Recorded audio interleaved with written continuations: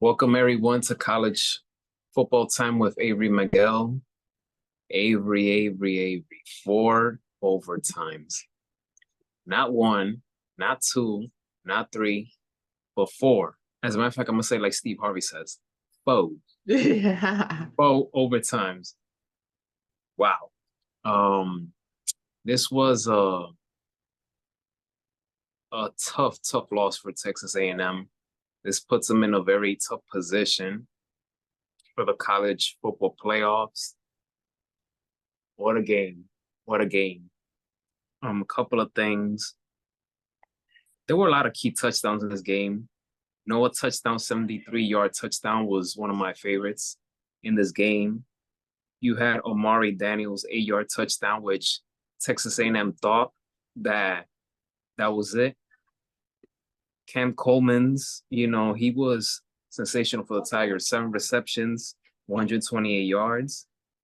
But Auburn did what they had to do. They ruined the party for Texas A&M, but this was a hell of a game. Hell of a game. You're absolutely right. Already, I probably have this as game of the year, and we still have another week as well as championship games. But I will say this.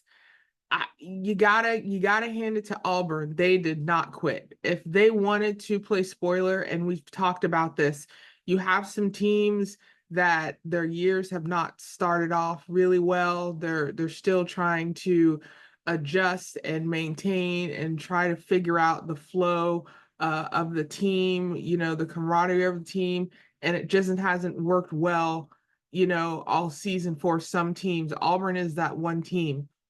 Some of their games have just been hit or miss, but I think this is one game essentially, especially because they're playing at home, that they felt that they could give the Aggies a run for their money.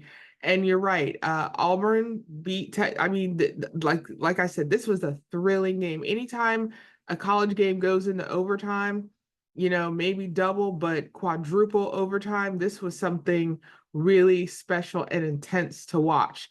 And you're right, the Aggies are just in a slight predicament right now. Texas and Georgia are ahead of them, so like anything, they're gonna need some help to try and get to that SEC championship. But I think, and like we've talked about this, when other teams play spoiler, it helps uh teams kind of get the push they need for the playoff picture of what it's shaping out to be. Right now, if you look at it, I think it's still wide open. Now, there's some teams that, essentially like Alabama that lost to Oklahoma. I think they're just out of it. They're just out of it. I don't think anything can kind of help them. But the Aggies, I think they've done very well this season.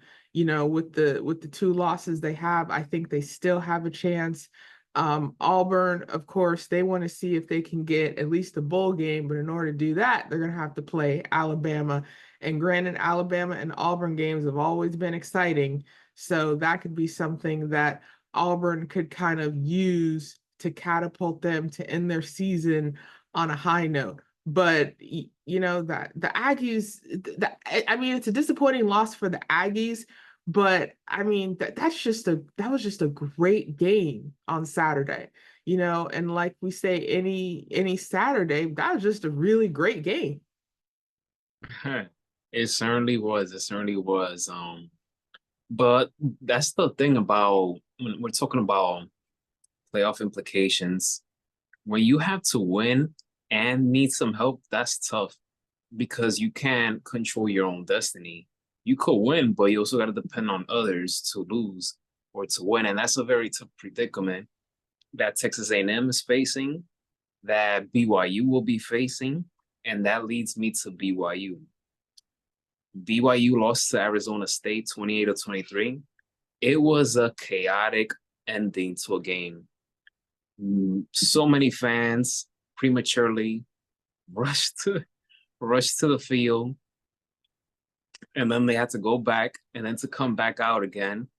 Um, Luckily, the Hail Mary didn't succeed on BYU's part. That would have been devastating for everybody that was there in Arizona State. I wish I could have been there because just by the temperature and the atmosphere, I mean, lucky to everyone that was there. But this was a crazy, crazy finish. Yeah, yeah. And but Arizona State, what a turnaround. What a Oh, turnaround for this team. A absolutely, team that was dead in the water. And absolutely. my goodness, oh my God. This is And you gotta love college sports, college football. You gotta love it. absolutely. And like I said, when I saw the score, and granted, like anything, it's one of those like secondhand embarrassment, cringe-worthy moments. It's like that old video of the California band running on the field. You see you hear the announcer, the band is on the field, the band is on the field, and the young man is still running with the football, because he is still trying to make the play because, like we said, the game is not over until it is all zeros. And we said it earlier this year, in the beginning of the year, even before the season started, Arizona State and Iowa State were predicted to finish last in the Big 12. Lo and behold, with Arizona State's win against BYU, they're sitting up the top. And right behind them is BYU. Right behind them is Colorado and Iowa State. When I tell you, if you want to talk about those really competitive conferences, especially now what the college playoff is doing, the Big 12 and the SEC are like so tight. All the teams, and like we said it before, when you have some new blood, when you have some new teams, you know, making waves, making plays, having these really great games. Arizona State, I mean, the Sun Devils are like, hey, a couple years ago, you may thought you could come into Tempe and just get you a win. Now you have to come into their house and you have to play really good football. You can't just assume that any place you go, you're going to just be guaranteed a win. You have to come in prepared. You have to come in with a really strong mentality for the game to come in and win. And you can't make any mistakes. The smallest mistake can turn the momentum of anything. And you're absolutely right. On these Saturdays, especially for the past, let's say 3 or 4 weeks, we have seen some really good college football and some really good teams that, you're right, when you have some teams that need help, their destiny is out of their hands. But when you see these teams that are making their own destiny, like Arizona State, you cannot help but root for them. And I've said it before, there's something in us, probably as Americans, we want to root for the underdog. We want to root for that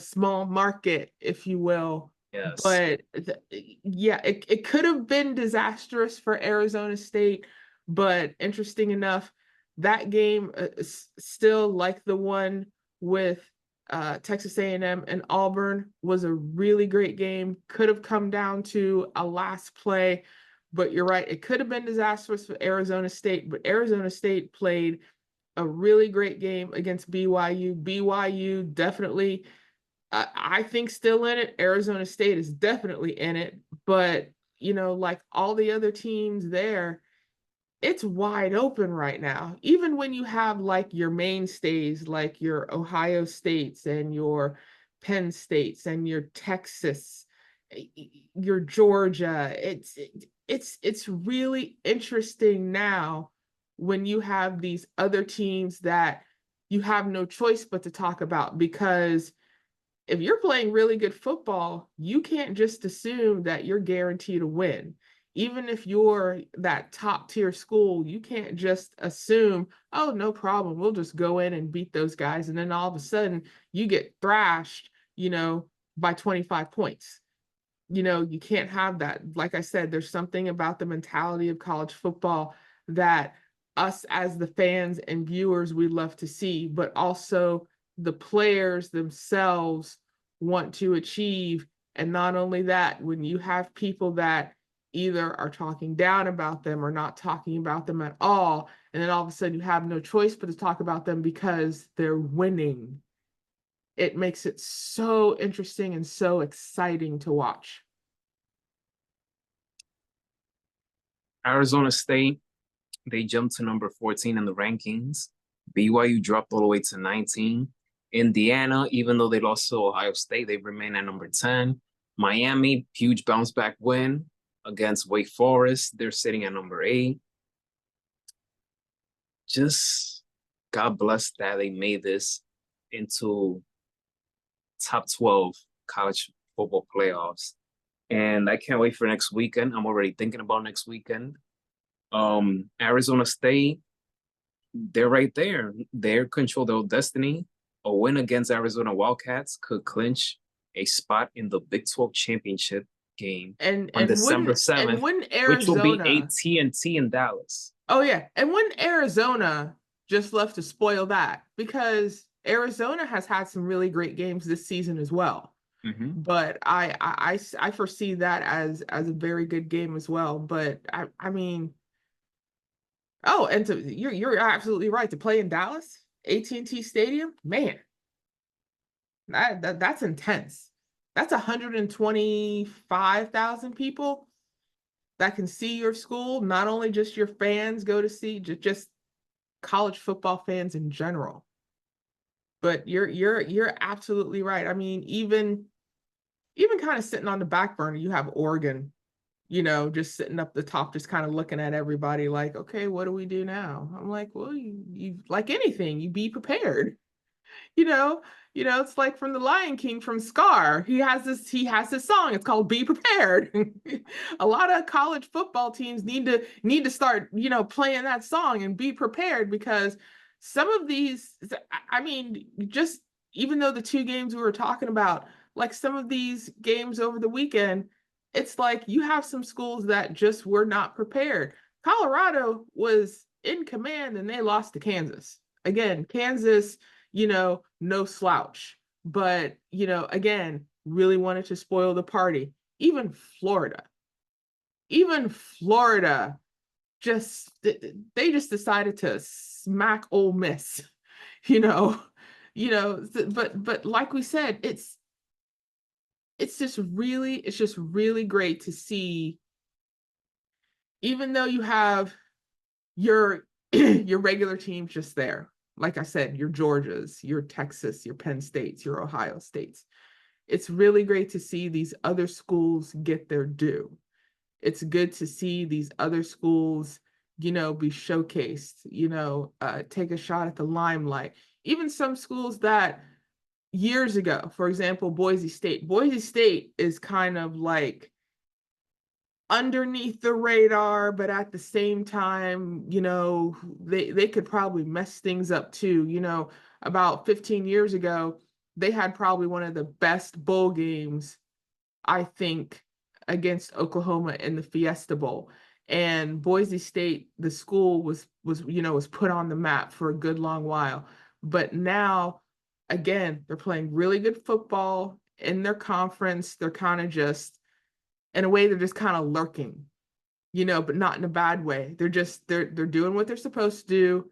They're being prepared. They're making the game plan. They're not making mistakes, and they're winning their football games.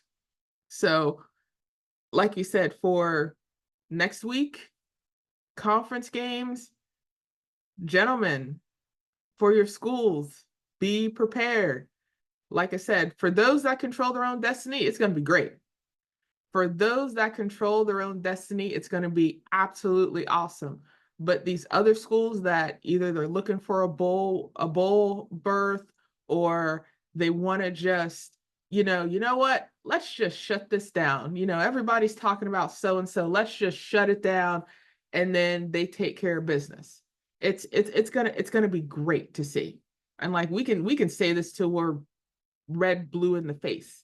I mean, college football is just this amazing time of year where you see amazing things, you see things that surprise you, you see things that just, man, I was happy to see that. Or even as a fan, I was happy to be there.